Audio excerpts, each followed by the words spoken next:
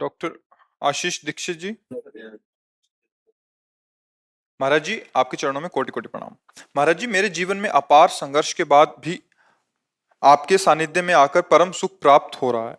मैं जब से अपनी क्लिनिक के टेबल पर जाता हूं, वहां आपकी तस्वीर रखी है, मुझे बहुत आत्मबल मिल रहा है। प्रभु जी, एक चिकित्सक होने के नाते मैं पूर्ण निष्ठा से अपना कर्म कर रहा हूं और सामाजिक जीवन में मुझे बहुत सफलता भी मिल रही है। प्रभु जी, मैं केवल ईश्वर में आस्था रखकर अपने मरीजों को श्रेष्ठ लाभ देने के उद्देश्य से जीवन जीना चाहता हूं, लेकिन जीवन के कई ऐसे घटना चक्र हैं जो जीवन में निराशा प्रदान करते हैं। मन विचलित हो जाता है। प्रभु जी, मैं जिम्मेदारियों से भाग भी नहीं सकता और जिम्मेदारियों के साथ नहीं, नकारात्मक पैदा। निराशा देखो, निराशा तब होगी ना जब आप आशा करोगे। आशा ही परमम दुखम, नैराश्यम परमम सुखम। यही तो रात से नहीं समझ में आ रहा है। आशा ही परमम दुखम, नैराश्यम परमम सुखम। आशा एक राम जी से, दूजी आशा छोड़ दे। नाता एक राम जी से, दूजा नाता तोड़। बिल्कुल सरल भाषा में समझो। प्रभु की शरण में हो तो ज्यों ज्यों राखत हो, त्यों त्यों रहियत हो हे हरि। आप जैसे रख। फिर हमें दुख किस बात का? अगर हमें कोई गाली दे रहा है तो हमारे पूर्व पाप नष्ट कर रहा है। जो हमें दंड भोगना पड़ता वो कटु वचन से दूर कर रहा है। कितना बढ़िया, सुन लिया बस खत्म। वही दंड भोगना पड़ता। जो निंदा कर रहे हैं, अपमान कर रहे हैं, जैसे कोई किसी ने कहा, आप कहते हो सहो, अगर हम सहेंगे तो बढ़ता चला जाएगा, तो तुम रोक लो। तुम रोक लो। अभी तुम शुरू करोगे, जेल जाओगे, जीवन भर बंदी बन करके दुख भोगोगे। और तुम चुप रहोगे ना तो उसका कर्म उसे नष्ट कर देगा। तुम्हारे नष्ट करने की जरूरत नहीं है। अवश्य में भोक्तव्यम कृतम कर्म शुभाशुभम। वो अशुभ कर्म कर रहा है ना, तुम बचाओ अपने आप को। उसको दंड उसका कर्म दे देगा, किसी और को देने की जरूरत, तुम्हें देने की जरूरत नहीं। शांत रहो, गंभीर रहो।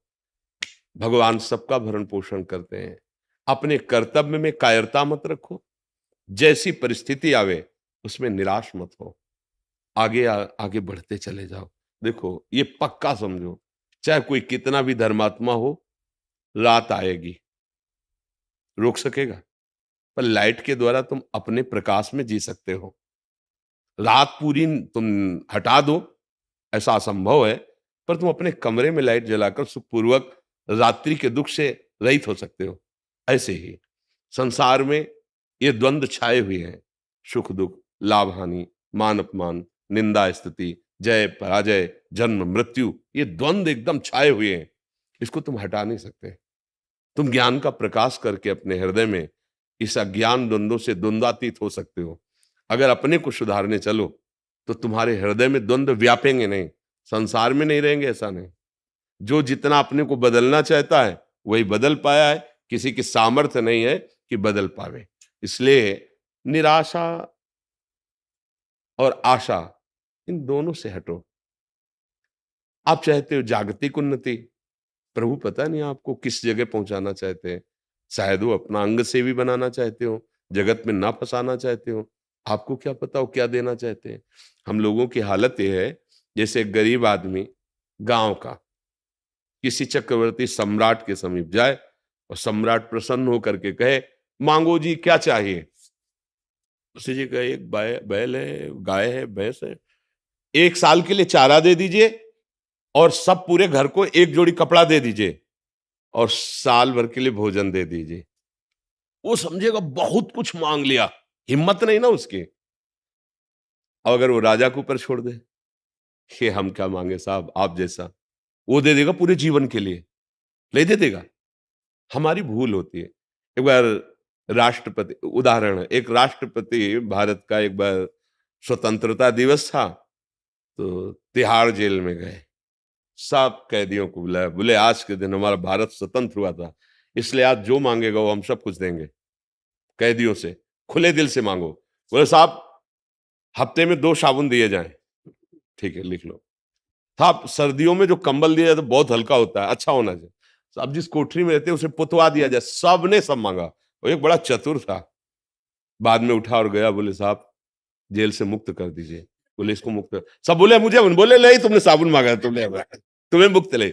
ऐसे ही है, हमारी हालत ऐसी है कि अगर भगवान भी मिल जाए ना तो इसी जेल में संसार दुख खा ले, लड़का दे दो, रुपया दे दो। हाँ हाँ, ये ये नहीं कहेगा कि मुझे जीवन मुक्त कर दो प्रभु अपनी माया से। बस हमारी हालत यही है। तो हमें चाहिए कि हम आशा प्रभु के ऊपर छोड़ दें। जैसे चाहो आप मेरे स्वामी हो, कर्तव्य में प्रमाद नहीं करूंगा, धर्म विरुद्ध आचरण नहीं करूंगा, और जैसे रखोगे मुस्कुरा के रहूंगा। कई बार हमें हजारों बार सुना चुके होंगे। एक बार हम गंगा के भ्रमण करते तो लोग वो टेप रखते हैं ना, टेप से गाना हो रहा था। तो कान है, दो पंक्तियां हमारे जीवन में बहुत बड़ा संबल बनी। जैसे वेद के सूत्र याद किए जाते हैं ना, ऐसे हमने याद है। हर गम तुम्हारा सहेंगे खुशी से, कभी भी न सिकवा करेंगे किसी। बस इतना याद है हमें, और इसको हमने जीवन भर याद रखा है। जहां कोई ऐसी परिस्थिति आती, कोई अपमान, कोई प्रतिकूल, नहीं, मेरे प्रभु का दिया हुआ हर विधान उसको खुशी से सहना है, मुस्कुरा के निकलना है, आंसू नहीं, घबराना नहीं। नहीं नहीं, हमने प्रभु से प्यार किया है तो प्यारे का ही साम्राज्य है, और उसका हर विधान हमारे लिए सर आंखों पे है। हमको उसका विरोध नहीं करना, उसको सहना है। वो देखना चाहता है इस परिस्थिति में तुम कैसे मुस्कुराओगे, तो हमें सहना है। बिल्कुल ऐसे कमजोर मत बनो कि कोई कुछ कह दे तुम रो दो, थोड़ी सी हानि हो गई तुम रो दो। नहीं, तुम ऐसे मालिक के जो भ्रकुटी विलास सृष्टि लय हुई, इतने में इसे निमेष कहते हैं। निमेष में अनंत ब्रह्मांडों का सृजन कर देता है। वो जब चाहेगा तो निहाल कर देगा। जैसे वो चाहे हमें वैसे रहना है। अब तो क्या दुख होगा, क्या दुख होगा, मतलब समझ हमारी थोड़ी ठीक हो जाए तो हम निराश क्यों हो कि ऐसी परिस्थिति है। अरे परिस्थिति बदलने में देर लगती है क्या? आज खाने को नहीं, कल भंडारा शुरू हो जाएगा। उसको उसका खेल ऐसा है, ऐसा ही है, ऐसा ही है। ऐसी परिस्थिति थी कि भिक्षा मांगने जाए तो अब शरीर रोग से ग्रसित, मांगने जा नहीं सकते, कोई पानी देने वाला नहीं, एक रुपया नहीं, क्योंकि संसार से किसी से मिलना जुलना नहीं था। फल फूले तो सब बात जाने दो। मिश्री है ना वृंदावन की, तो एक ब्रजवासी देते थे 250 ग्राम मिश्री 15 दिन में। तो इतना टुकड़ा अपनी श्री जी को, जो आज फूल बंगला में बैठे भोग लग रहे हैं, इतनी मिश्री का टुकड़ा 24 घंटे में। पर वो आंसुओं से लगता था कि श्री जी मुझ अकिंचन के पास, अब आप इसी से तृप्त हो जाइए, इसी को मान लीजिए 56 भोग है। शाम के फूल मांगते थे बिहारी जी के सामने, जो डलिया लगती हैं, 4 5 10 फूल मिल जाते थे, उनकी सैया लगा के श्री जी को, श्री जी सहन करो। आज फूल बंगला बन रहा है। उनकी मौज है, कभी फुटपाथ पे तो कभी महलों पे है, कभी कोई पूछने वाला नहीं था। आज करोड़ों नेत्रों से केवल प्यार ही प्यार मिल रहा है। हम देखते हैं कि लोग प्रायः संतों के पास जाते हैं, मुझे ये दे दो, और हमारे पास आते हैं, तुम्हारी आयु बढ़े, तुम सुखी रहो, तुम स्वस्थ रहो। बोलो उल्टा, देखो देखो ना, कौन कर रहा है ये, कौन कह रहा है? ये हमारे प्रभु इन रूपों में आकर, हम यही आश्चर्य मानते हैं। संतों के पास जाते ला, महाराज मेरे कैंसर हो गया, ठीक हो जाए महाराज। ये हमारे यहाँ ऐसे आते हैं, महाराज आप ठीक हो जाओ आपकी आयु बढ़े, आप सुखी रहे, आपको मेरी आयु लग जाए। मेरा ये कहा, ये कौन बोलता है?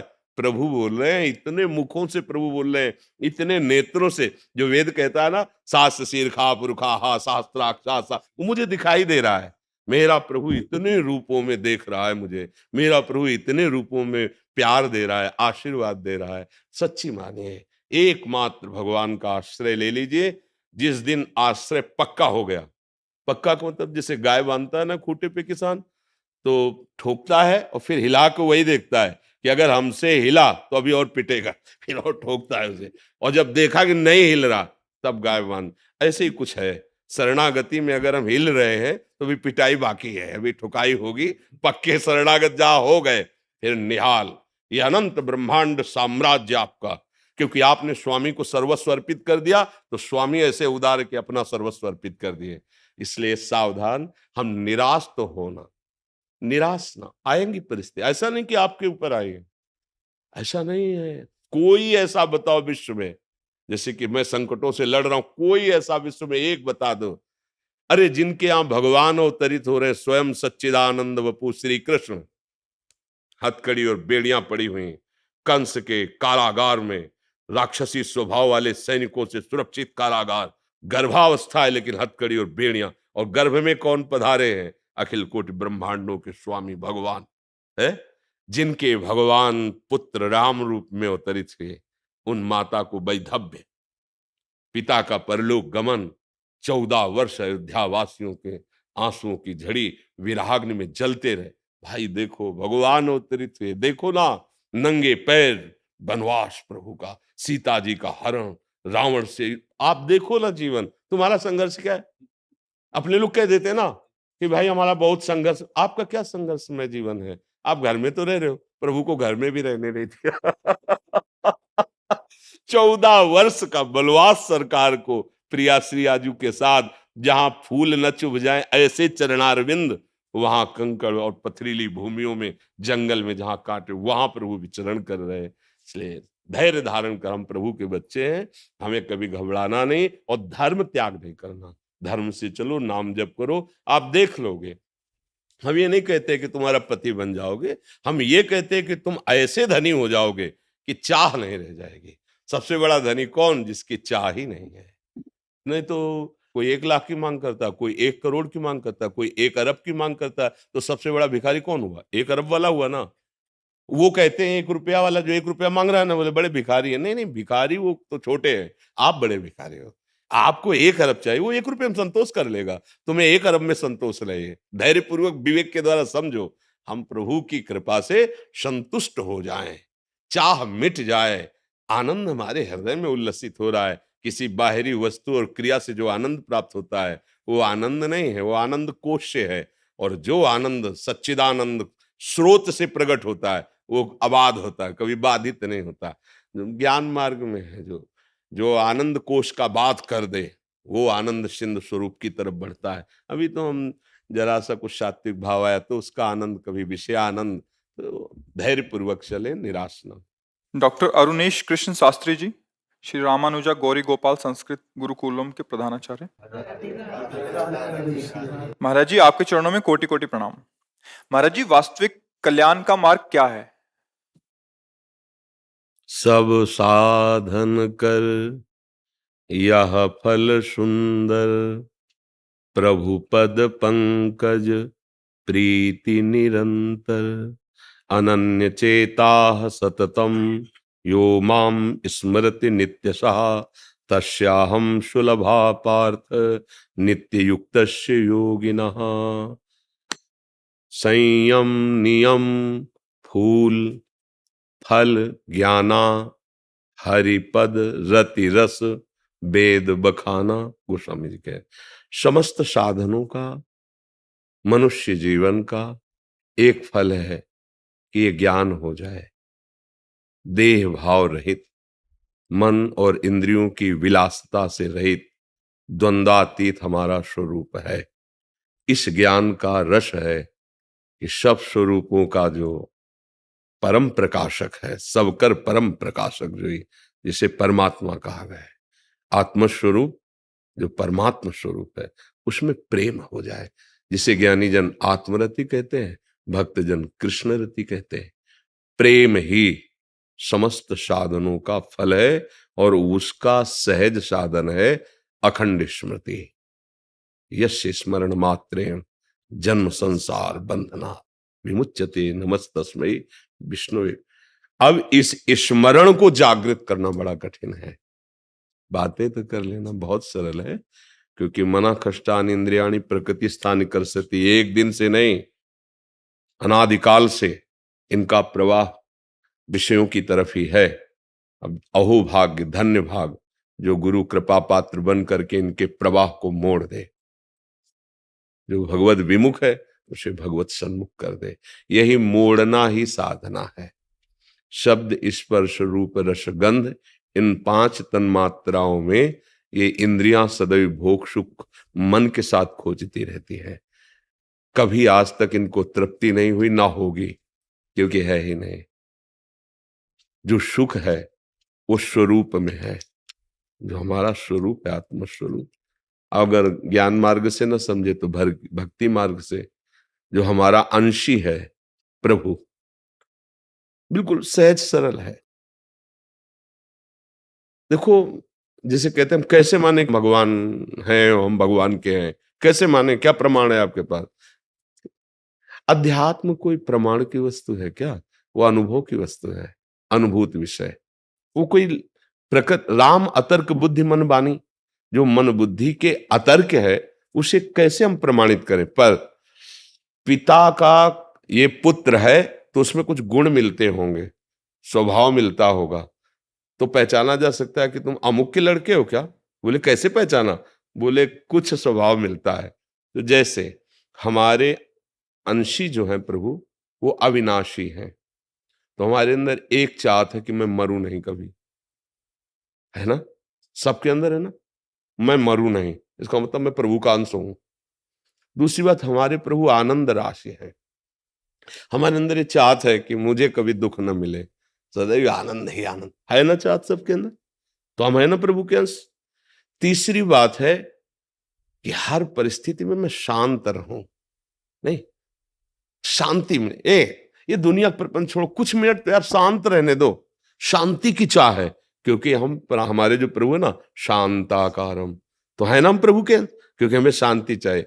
चौथी बात, हम सबसे बड़े बनना चाहते हैं, नहीं बनना चाहते? विद्वान तो सबसे बड़े विद्वान, पहलवान तो सबसे बड़े पहलवान, और चोर तो सबसे बड़े चोर, हिंसक तो सबसे बड़े हिंसक, मतलब जो जहां है वो सबसे बड़ा बनना चाहता है। क्यों? क्योंकि सबसे बड़ा जो है उसका वो बच्चा है प्रभु का, अजय अविनाशी अद्वितीय, उसी का वो अंश है, इसलिए उसके अंदर आता है मैं सब पर विजय पाऊं, जिस डिपार्टमेंट में हूं जाऊं, सबसे बड़ा बन जाऊं।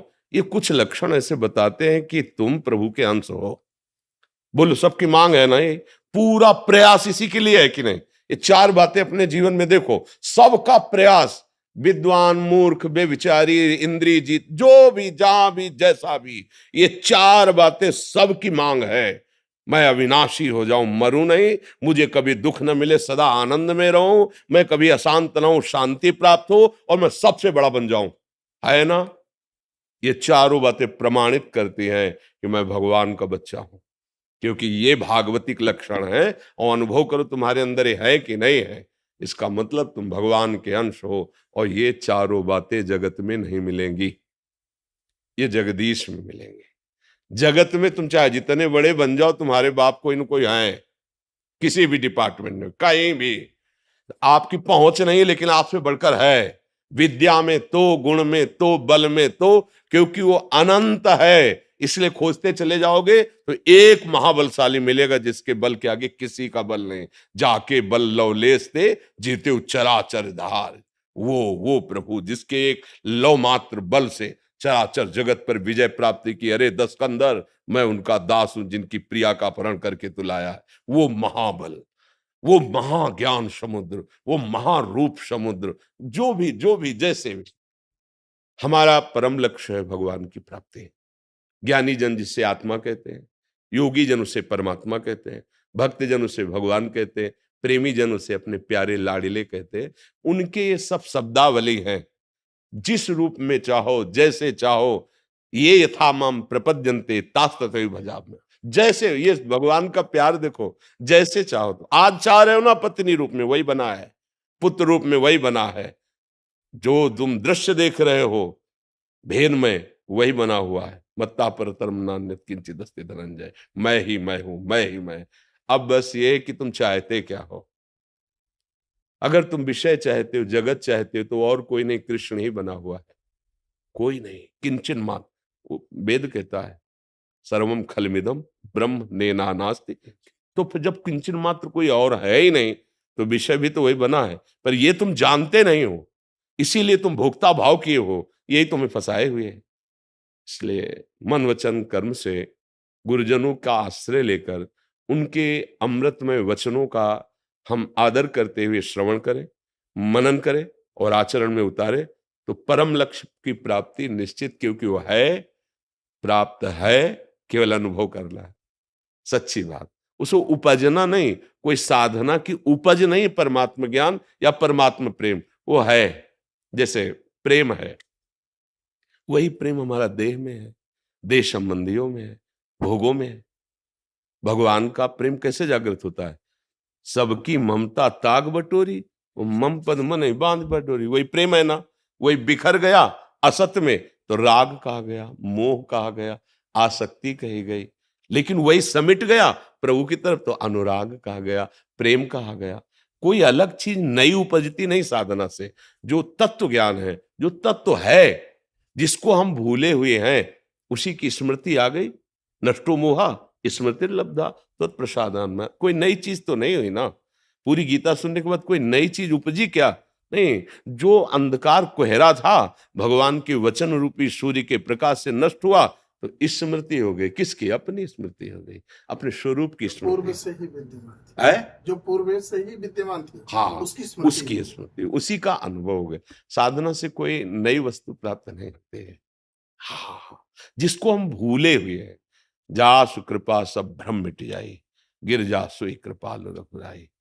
गुरु प्रसन्न साव अनुकूला, और मिटी सकल कल्पित भय सूला। जो कल्पनात्मक भय था रस्सी में सांप का, वो भय नष्ट हुआ। न सांप पहले था, न वर्तमान में है, न भविष्य में रहेगा।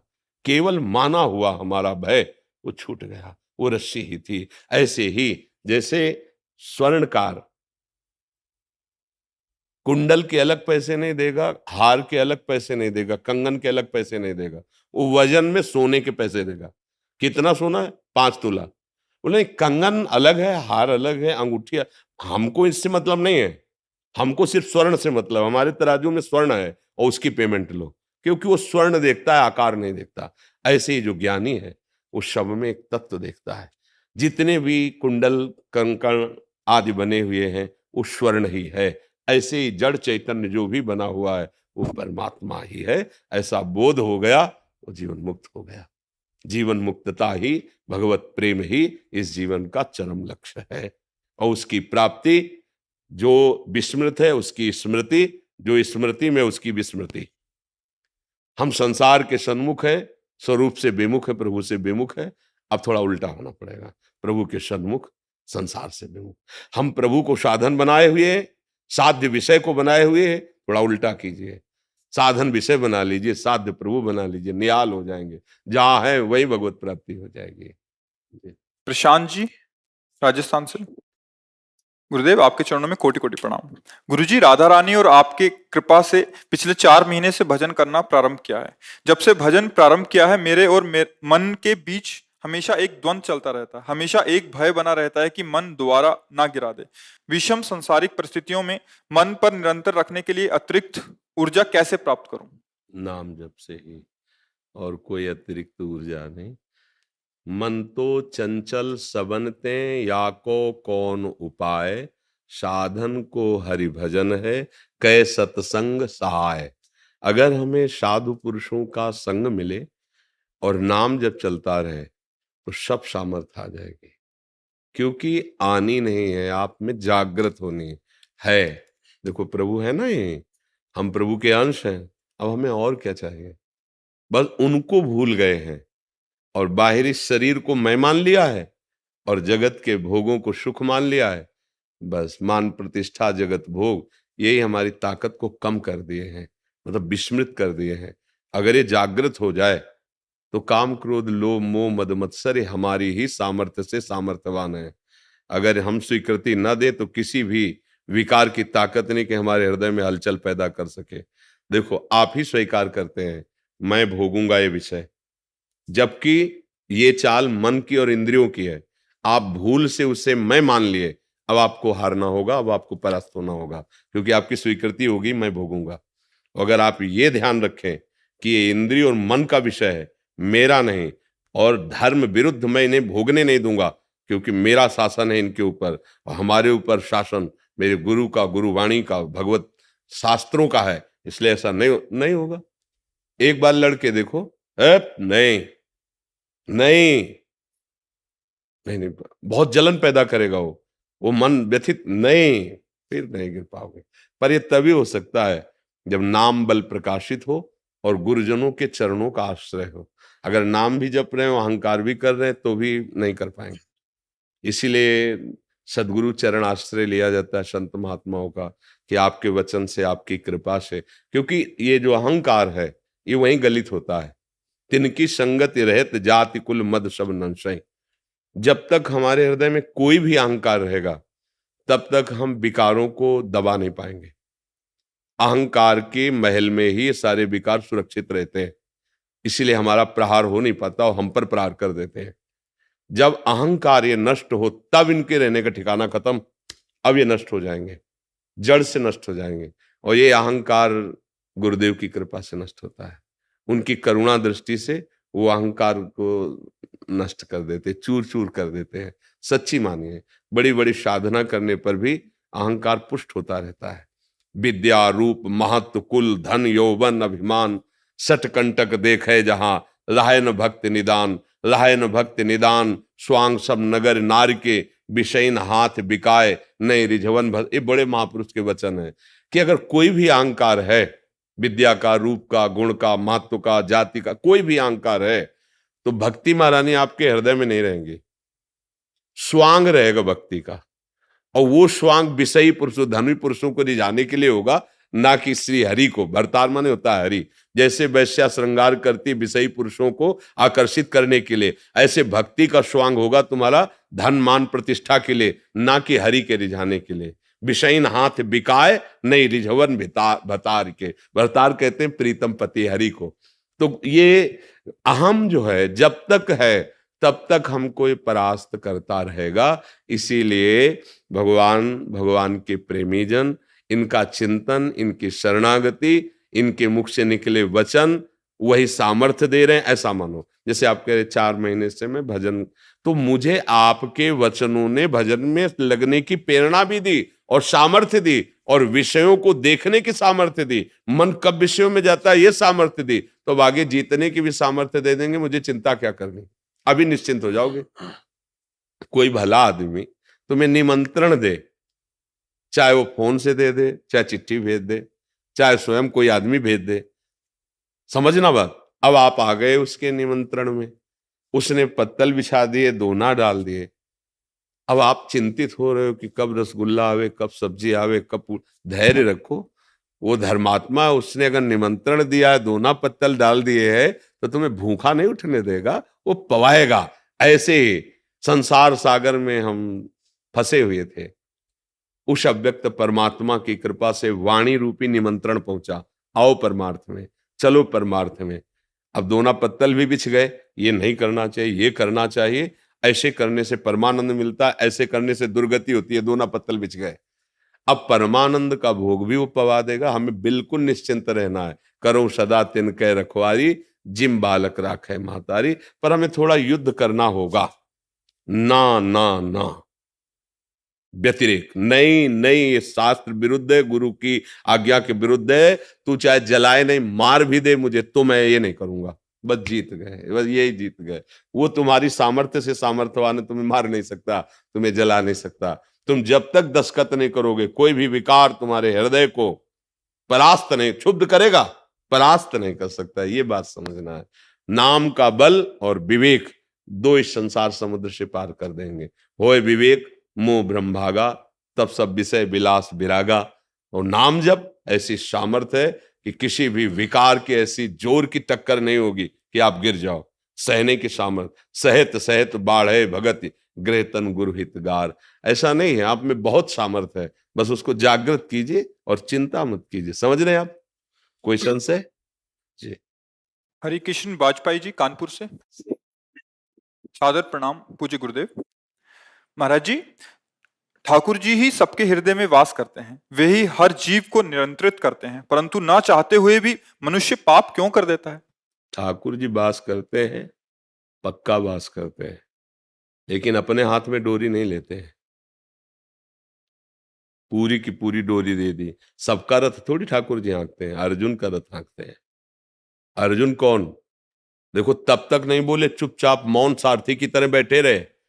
जब उन्होंने प्रभु से उतर के रथ से और प्रणाम किया और कहा, कार्पण्य दोषो पहत स्वभावा प्रच्छामि त्वाम धर्म सम्मूढ़ चेता। मैं मूढ़ चित्त कायरता रूपी दोष से युक्त हो रहा हूं। शिष्यस्ते हम साधिमाम प्रपन्नम, मैं आपका शिष्य हूं। तब भी भगवान नहीं बोले प्रपन्नम, मैं आपका शरणागत हूं, आपके सिवा मेरा कोई नहीं, हे कृष्ण परम श्रेय क्या। तब बोले प्रभु। तो जब तक शरणागत नहीं होगे, अपने में कुछ ज्ञान रखोगे क्या कह रहे? कार्पण्य दोषो प्रहत स्वभावा पृच्छामि त्वाम धर्म सम्मूढ़ चेता। मेरी चित्त वृत्ति मूढ़ हो रही है प्रभु, मैं अपने स्वभाव से क्षत्रिय धर्म से गिर रहा हूं, मेरे में कायरता रूपी दोष आ रहा है प्रभु। मेरी अब कोई सामर्थ्य नहीं रहेगी कि मैं समझ पाऊं कि मेरा कल्याण किसमें, इसलिए मैं आपकी शरण में हूं, आपका शिष्य हूं। अब आप शुरू हो गए, रथ भी हाँक रहे हैं, वो अंदर भी सारथी बन के बैठ गए, उपदेश पूरा करके मोह का नाश कर दिया। सबके हृदय में भगवान बैठे हैं। गोस्वामी तुलसीदास जी लिख रहे हैं, सबके हृदय अछत अविकारी, सकल जीव दीन दुखारी, तहां वेद यस कारण राखा, भजन प्रभाव संत श्रुति भाखा। सबके हृदय में बैठे पर बिल्कुल पर्दा डाले, 3 पर्दा पड़े, सतोगुण रजोगुण तमोगुण, श्वेत लाल काला, बिल्कुल नहीं दिखाई दे सकते। है देखो बोला कहाँ है, और यही है, यहीं बैठे सबके हृदय देशे तिष्ठति, यहीं विराजमान है। अब ये पर्दा हटे तब उनका साक्षात्कार हो, फिर वो तुम्हें संभाल लेंगे। तो अभी अहंकार संभाल रहा है, अभी भगवान थोड़ी संभाल रहे हैं। मैंने किया मैं करूंगा, मैंने खाया मैं खाऊंगा, मैंने भोगा ये भोगूंगा, ये अहंकार। और सुनो राम का सहज स्वभाव जन अभिमान कहो, ये अभिमान समर्पित कर दो, अभी हाथ में डोरी हो जाए, पाप हो जाए तो मैं बता देना। अहंकार के कारण इंद्रिया और मन भोगों में लग रहे हैं। सारी खेल तो इसी का है। भगवान तो बैठे हैं लेकिन चुप बैठे हैं। और अभी आर्त भाव से शरण होकर नाम जप करो, अभी संभाल लेंगे। वो कहते हैं करो सदा तिनकै, सबकै नहीं कहा, करो सदा तिनकै रखवारी, जिम बालक राखे मातारी। किनके? जो मेरे मन वचन कर्म से शरणागत हो चुके हैं। नहीं तो छूट दे दिए, मेरा ही ये खेल है, तू खेल जो चाहे खेल, जैसा खेलेगा वैसा तुझे। मिर्च खाएगा तो कड़वी मुंह जल जाएगा तेरा, शहद चाटेगा तो मीठा रहेगा। पसंद कर क्या खाना चाहता है। तो हमने पाप पसंद किया, दुराचार पसंद किया, उसने छूट दे दी, तो उसके लिए फिर नरक है, दुर्गति है, बड़े बड़े रोग हैं, बड़े बड़े जेल बंधन क्लेश अशांति, वही भोग रहे हैं। वो तो छूट दे दी आपकी। और अगर आप प्रार्थना करो मुझे छूट नहीं चाहिए, मैं आपके अधीन हूं, मुझे क्या करना चाहिए, तो तस्मात् शास्त्रम प्रमाणम थे, आओ शास्त्र प्रमाण में, भगवान के अनुकूल चलो। श्री कृष्ण अनुकूल तो परम पद है, महासुख है, शांति है, निर्वाण मोक्ष पद, जो चाहो प्राप्त हो। दोनों प्रभु के मार्ग हैं, दोनों प्रभु के तुम चलने वाली सामर्थ्य दे दी तुम्हें। अब क्या, एक आदमी जाता है 100 रुपया मिला, शराब पीता है, गंदा आचरण करता है। एक आदमी जाता है भोजन खरीद के भूखों को बांट देता है, या किसी बीमार की सेवा में लगा देता है। अब पिता ने दोनों को 100 रुपए दिए थे, लौट के पूछा तुमने कहां खर्चा किया, अब अगला पैसा उसको मिलेगा। वो पुत्र है पर उसको नहीं देंगे, गलत जगह प्रयोग किया तुम, हाँ ये लो, अब 1000 लो, अगर 1000 सही जगह प्रयोग कर 1 लाख लो, मेरा मालिक लक्ष्मीपति है, बढ़ाता चला जाता है। हम लोग उनकी सामर्थ्य का, उनके द्वारा दिए हुए बुद्धि का, उनके द्वारा दिए हुए सुविधा का दुरुपयोग कर रहे हैं, इसीलिए हटाता चला जा रहा है। पुत्र हो लेकिन तुम बड़े उपद्रवी हो, तुम दंड के अधिकारी हो, दंड भोगो। अगर आपको कहीं लगता है कि मैं निर्णय नहीं कर पाऊंगा क्या सही क्या गलत, तो फिर जो सभी तावा शरणाई रखियो ताय प्राण, अगर भयभीत होकर मेरी शरण में आ गया तो मैं उसे प्राण के समान रखूंगा। भगवान के वचन है। देखो निर्वाह कर रहे हैं अपने जितने संत महात्मा, भगवत मार्ग कैसे निर्वाह कर रहे हैं। भरोसे पे रहो, श्रद्धा विश्वास दृढ़ रखो, तो वो प्रभु तुम्हारी गाड़ी के ड्राइवर बन जाएंगे, सारथी बन जाएंगे। और अहंकार करोगे तो फिर नहीं बनेंगे। वो आए अंदर ही बैठे देख रहे हैं, जो तुम कर रहे हो तुम्हारे साक्षी हैं, उनको वो तुम्हें भोगना पड़ेगा। अवश्य में भोक्तव्यम कृतम कर्म शुभाशुभम। शरण में हो गए, मिटा दिया शुभ अशुभ और परमानंद की प्राप्ति करा दी। शरण निरापद पद रमित, सकल अशुभ शुभ नंश, शुभ और अशुभ दोनों का विनाश कर दिया और परमानंद प्रदान कर रहे हैं। कभी आप भगवान का भजन करके भगवान के आश्रित होकर देखिए, तुम दूसरों को उपदेश करने लगो, भूल के भी पाप मत करना। तुम्हारा हृदय कहने लगेगा, जलाने लगेगा हृदय पाप की बात सोचने में। थोड़ा भजन करके तो देखो। नहीं आप बोलो अभी 4 महीने से भजन की बात आपने कही और आपके अंदर प्रश्न आ गया ना कि हृदय मन जो है तापित करता है, विषयों की तरफ जाता है, कैसे उसको रोके, आ गई ना बात। और भजन बढ़ाओ, और जितना भजन बढ़ेगा, रोकने की बात नहीं, खुद शरणागत हो जाएगा, मन आपके अधीन हो जाए। भजन में बहुत बड़ा बल है। इसलिए भैया, जब तक हम भगवान का आश्रय नहीं लेते, तब तक भगवान की आड़ में अहंकार वासनाओं का खेल खिलाता रहता है। वो कहता उनकी सत्ता के बिना पत्ता नहीं हिलता। तो भैया, तो आप ये भी समझ लो कि उन्हीं की सत्ता में नर्क बना हुआ है, उन्हीं की सत्ता में बड़े बड़े रोग बने हुए, उन्हीं की सत्ता में बड़े बड़े कानून बने हुए। जब डंडा चलेगा ना, तो उन्हीं की सत्ता से पत्ता हिल रहा है, डंडा वाला। जब डंडा चल रहा है ना, तो उन्हीं के साथ अब राजी रहो ना। तब हे भगवान ऐसा क्यों कर दिया? क्योंकि तुमने जब किया तब भगवान की याद की थी क्या? तब तो अब चतुराई बहुत है, चतुराई बहुत है बुद्धि में, लेकिन पापाचरण करने की, पापाचरण से बचने के लिए ही है। यही तो बात है। अगर उनको समझाने की कोशिश करो तो बड़े चतुर बनते हैं।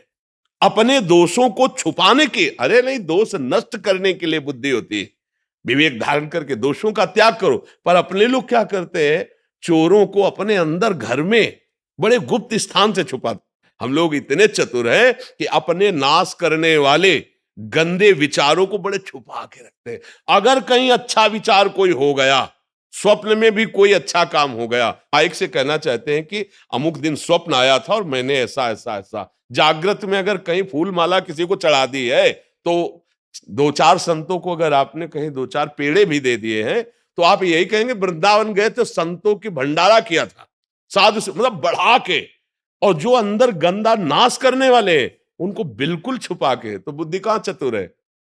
गंदे लोगों को अंदर रखोगे तो गंदगी ही बढ़ेगी। ये गंदे विचार गंदे लोग की तरह है, काम क्रोध लोभ मोह मद मत्सर। तू कामी पुरुष है। नहीं नहीं, मैं कामी कैसे हो सकता हूं? छुपा लिया ना। नहीं नहीं, हाँ प्रभु आपकी दृष्टि बहुत सही है। मैं जिसे आज तक मित्र समझ रहा था, दुश्मन की तरह मेरा नाश कर रहा था। प्रभु इसको कैसे मिटाऊं? अब बताओ, मेरे घर में आ गए हैं, कैसे मिटाऊं? ये है हृदय रूपी घर में काम क्रोध लोभ मोह मद मत्सर। ये इनका आतंक छाया, आज से नहीं, बहुत समय से। अब निकालना चाहोगे तो ऐसे निकल जाएंगे। जो दुष्ट स्वभाव वाले लोग को आप घर में रख लो किराए में, और 10-5 साल रह जाने तो फिर बताओ, आप निकाल के दिखाओ। वो आतंक मचा देंगे ना, वैसे ही आतंक मचाते हैं। अब भजन करना चाहते हैं और वो है गंदे विचार वाले, तो लड़ाई शुरू करते हैं। फिर क्या करे? जोरदार आदमी के हाथ में दे दे कि घर खाली करवाओ, ये ले पेमेंट। होता है ना उनसे बढ़ करके। तो या तो परिचय है तो देख करके ही खाली कर देंगे, नहीं तो पिट के खाली कर देंगे। तो सबसे जोरदार भगवान है। श्वास रूपी कीमत उनको दे दो। ये जो श्वास है, राधा राधा राधा राधा, सब खाली हो जाएगा हृदय। कोई काम क्रोध लोभ मोह मद मत्सर नहीं है। ये सब विकार नष्ट हो जाएंगे। आवागमन से मुक्त, परम शांत, परम सुख में हो जाएंगे। ये नीलेश जी, महाराष्ट्र से। महाराज जी, आपके चरणों में कोटि कोटि प्रणाम। गुरुदेव, आज की युवा पीढ़ी अध्यात्म के बजाय पश्चिमी सभ्यता संस्कृति को बढ़ावा दे रही है। हमें क्या करना होगा कि वो भारतीय संस्कृति सनातन धर्म के प्रति जो हम गौरव महसूस देखते करें? हैं, जो हम सुनते हैं, जो हम बोलते हैं, उसी का चिंतन होता है। जो हम चिंतन करते हैं, उसी का संकल्प बनता है। जो संकल्प बनता है, वैसी क्रियाएं होती हैं। हमारा देखना सुनना बोलना सुधरना चाहिए। अगर देखना सुनना बोलना नहीं सुधरा, तो हमारा चिंतन जो होगा वो गलत होगा। और गलत चिंतन में हमारा आहार और विहार दोनों गलत हो जाएगा। आहार मांस मदिरा अंडा ये सब खाना पीना, अभक्ष्य पदार्थ। विहार परिस्त्री गमन करना, गंदे आचरण करना। ये कैसे हुआ? पहले देखा, सुना, बोला, चिंतन किया, संकल्प बना, क्रिया हुई। मूल से सुधार हो जाए। हम गंदी बातें देखें ना, गंदी बातें सुने ना, गंदी बातें बोले ना, तो हमारा चिंतन शास्त्र सम्मत होने लगे, तो संकल्प अच्छी क्रियाओं का बनेगा। अब गलत संकल्प बन रहा है, और कलयुग भगवान की कृपा से वैसे ही सहयोग मिलता चला जा रहा है। ये दोस्ती करना कोई निषेध नहीं है, लेकिन दोस्ती को व्यभिचार रूप दे देना, गंदा आचरण रूप दे देना, ये तो कहीं हमने आज तक नहीं पढ़ा कि एक दोस्त दूसरे के जीवन का नाश करे। हम कह रहे कि बच्चे बच्चियां परस्पर दोस्ती करें, कोई निषेध नहीं है, एक स्कूल में जब पढ़ते तो बच्चियां भी पढ़ती थी, बच्चे भाई बहन की तरह खेलते कूदते, स्कूल गए, पढ़ा लिखा, घर आ गए। आज का क्या चरित्र हो रहा है? देखना सुनना बोलना बिगड़ गया हमारा। हम बाहर का दृश्य देखने लगे, धर्म विरुद्ध आचरण, छोटे छोटे बच्चे, मन इंद्रियों पर काबू करने की बात तो बड़े बड़े साधकों में भी फिसलन होती है। वो तो जानते ही नहीं कि मन इंद्रियों को कैसे काबू किया जाता है। अब मोबाइल का जमाना है, जो चाहो सर्च करो, देखो, फिर वैसे ही वार्ता, फिर वैसे ही सुनना, उसके इतने बॉयफ्रेंड, उसके इतने गर्लफ्रेंड, और फिर वही चिंतन, वही आचरण। अब बदल गया जीवन, गंदा आहार, गंदा चिंतन। अब कभी सुधरने के चांस मुझे बिल्कुल नहीं दिखाई दे रहे। क्योंकि सुधरना तभी हो सकता है जब शास्त्र स्वाध्याय हो, सत्संग हो, अच्छे जनों का संग हो, हमारा चिंतन शास्त्र सम्मत, संत सम्मत हो, आचरण भागवतिक हो, व्यवहार में रहते हुए भी। अब उसे उपहास माना जाएगा। अगर बड़ा भाई घर में प्रवेश करता था और छोटे भाई की बहू सेवा में होती थी, ऐसे खास के, तो वो इतना किए हुए, उसका वस्त्र बिना, हमने सुना है माता वगैरह से कि देखो ये छोटे भाई की बहू है, कपड़ा भी नहीं छूना चाहिए, पाप लगता है। ऐसी शिक्षा जहां, वहां गर्लफ्रेंड बॉयफ्रेंड, वहां और एक चला है लिव इन रिलेशन। अब हम क्या इस पर बोले, क्या बोले? हम बोलने लायक नहीं रह गए, इस पर क्या बोले? जो हमारी धर्म की नींव है उसको तो नष्ट कर दिया गया। वर्ण संकरता बढ़ेगी, व्यभिचार बढ़ेगा, इंद्रियों का इस तरह से मनोरंजन। अब ब्याह होगा तो धैर्यवान हो पाएगा ना पुरुष ना स्त्री, तो व्यभिचार प्रवृत्ति, पूरा परिवार नष्ट हो गया। उनको लगता है कि हमारा परिवार सज जाएगा, हम वो प्रेम विवाह कर लेंगे, हम ये कर लेंगे, वो कुछ नहीं, परिणाम देखना, कुछ नहीं, परिणाम देखना। परिणाम शब्द है नाश, क्लेश, अशांति, दुख, हानि, इसके सिवा नहीं। धर्म का मान नहीं हो रहा, धर्म शास्त्रों का स्वाध्याय नहीं हो रहा। अगर संत वाणी सुने भी तो क्यों में है। अरे बच्चा जैसे टीचर की बात मान करके ही सवाल हल करना सीख जाता है, ऐसे वचनम करिष्येतो में, आप जो बोल रहे हो मैं मानता हूं, और सिद्धांत के अनुसार शास्त्र सम्मत बात हम अगर स्वीकार करके चले तो वस्तु का अनुभव हो जाएगा।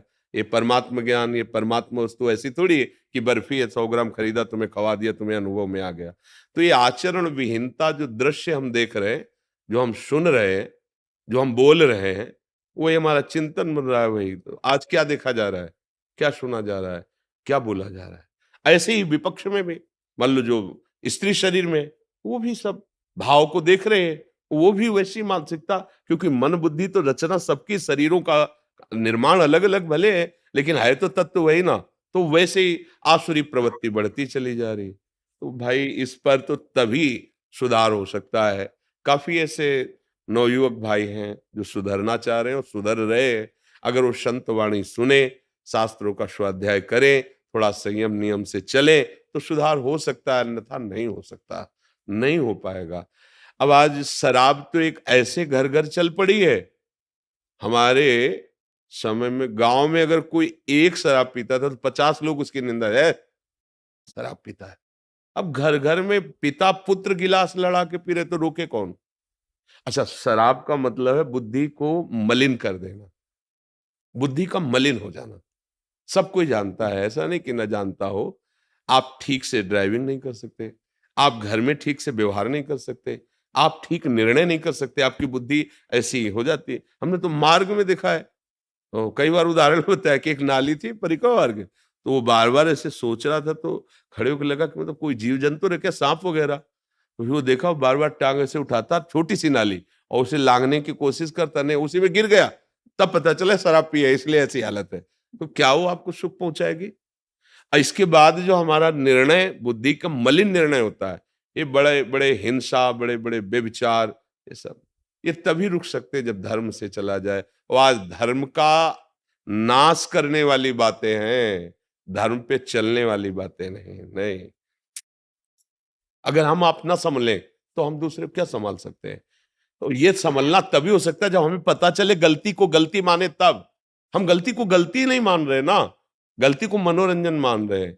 आज के बच्चे कहते हैं हम स्वतंत्र हैं, बच्चे बच्चियां हम जो चाहेंगे करेंगे, तो मम्मी पापा हो बस ठीक है, इतना ठीक है, अब हम अपनी जिंदगी देख लेंगे। और फिर जब जिंदगी ऐसे गर्त में फंसती है जहां फोन से भी नहीं कह सकते, ऐसे गर्त में फंसती है कि बस उनको भी एक ही रास्ता, बिना दूसरा कोई रास्ता नहीं रहता। इसलिए बहुत प्रार्थना है, मतलब आप नवयुवक हैं, ऐसी हमारी समाज सुरक्षा के लिए प्रश्न करते हैं, धन्यवाद है। पर हम खुद अब सुधरें और 4 जनों को सुधारने की भावना रखें। जब तक स्वयं नहीं सुधरा जाएगा तब तक बात नहीं। बकाया इस जगह हम दुखी हो जाते हैं, क्योंकि हमारी बात कितनी सुनोगे तुम, लेकिन मोबाइल जेब में है, उसकी बात तुम ज्यादा सुनोगे। और उसमें जो कुछ सर्च करो अभी देख लो, एक क्षण में देख लो। सोचो, जिन दृश्यों के देखने से वो राक्षसी भाव बढ़ जाता है, उन्हीं को बच्चे ज्यादा पसंद करेंगे। संत या भगवंत की चर्चा ये थोड़ी ज्यादा पसंद करे, ये तो वो सात्विक बुद्धि वाला पसंद करेगा। अब उनको सुनाओ, हाँ, अगर उनको बताओ कि भाई ये सत्संग आप सुनो जब आपके विकार आवे, तो वो सत्संग नहीं, वो विकार बढ़ाने वाली बात देखेंगे।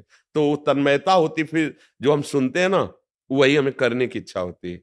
तो फिर भ्रष्ट आचरण अब कैसे करें जब तक भगवान नाम नहीं, भगवद आश्रय नहीं, अच्छा भोजन नहीं, कैसे हो सकता है। अब आप अच्छे भोजन में ले लीजिए घी दूध, अच्छे भोजन में कहा जाता है दूध लोग ऐसे पैसे के लिए बनाते हैं कि उनसे खुद कहो अपने बच्चे को पिलाओ, जो तुम्हारा बच्चा है यही दूध पिलाओ जो तुम दूसरे को बेचने जा रहे हो। वो नहीं पिलाएगा, क्योंकि जानता है हमने ऐसे पदार्थ मिलाए जिनमें आंतें खराब हो जाएंगी बच्चे को जीवन, और दूसरे का बच्चा वही दूध तुम बेचने जा रहे हो। घी, अभी हमें परसों किसी ने दिखाया, एक छोटी फैक्ट्री पकड़ी गई, वो सब बैठे हुए इसको दिखाए, नाम वो 3-4 घी के नाम ले रहे थे, उनके पैक रखे हुए थे और उसकी सामग्री घी बनाने वाली रखी हुई थी, घृणित चर्बी ये वो। तो उससे पूछते थे कितने में बेचते हो, तो कहता 400 रुपया किलो। बनता कितने में, बोले 25 रुपया किलो। 25 रुपया किलो की लागत से घी बना के 400 रुपया किलो दुकान में दे रहा, वो 600 को बेच रहा। लेकिन कितने के धर्म भ्रष्ट होंगे, कितने के रोग शरीर में बढ़ेंगे, वो नहीं सोच रहा है।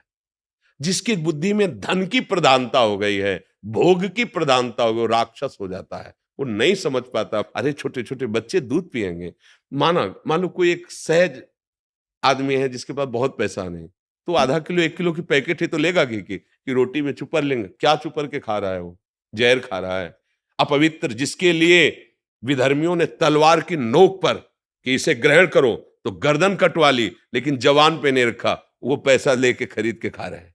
कैसे, मतलब इस विषय पर कैसे बोला जा सकता है। जब तक अपने लोग सुधार ना करें, हमारा समाज धन को प्रधान रख करके भ्रष्ट होता चला जा रहा है, भोगों को प्रधान रख करके भ्रष्ट होता चला है। जहां धन की प्रधान बुद्धि रखी जाएगी, भोगों की प्रधान बुद्धि रखी है, वहां राक्षसी बुद्धि आ जाती है, और राक्षसी बुद्धि कुछ भी करवा सकती है। आप देख रहे हो ना, उसी को कहा जाए कि तू अपने बच्चे को पिलाए दूध जो बना के बाजार में बेचने जा रहा है, वो नहीं पिलाएगा, क्योंकि जानता मैंने ऐसा ऐसा इसमें केमिकल मिलाया है। फिर दूसरों के बच्चों की हालत क्या होगी। उसी को खवाओ घी जो बना रहा है, वो नहीं खा, वो नहीं खाता, वो तो केवल बेचता है पैसे के लिए। ये सब बड़ा विचित्र है। भगवान कृपा करे, सबकी बुद्धि शुद्ध हो, नाम जप करे, तभी समझ में आएगा।